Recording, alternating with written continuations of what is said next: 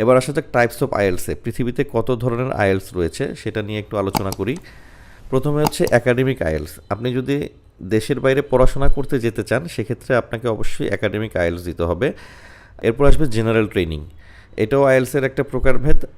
আপনি যদি দেশের বাইরে ইমিগ্রেশনের উদ্দেশ্যে অথবা চাকরি করার জন্য যেতে চান সেক্ষেত্রে আপনাকে আইএলসের জেনারেল ট্রেনিংটা দিতে হবে। একটা জিনিস মাথায় রাখবেন, আপনি পড়াশোনা করতে চাইলে আপনাকে অবশ্যই একাডেমিক দিতে হবে। জেনারেল ট্রেনিং দিয়ে আপনি কোনো ইউনিভার্সিটিতে অ্যাপ্লাই করতে পারবেন না।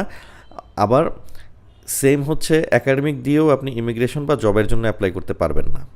একাডেমিক এবং জেনারেল ট্রেনিংয়ের মধ্যে পার্থক্য কী সেই বিষয়টা ভিডিওর পরবর্তী স্টেজে আমি আলোচনা করব।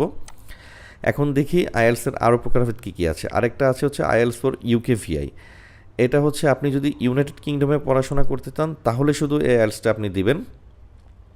আইএলস ফর ইউকেভিআই দিয়ে আপনি ইউনাইটেড কিংডমের বাইরে অন্য কোনো দেশে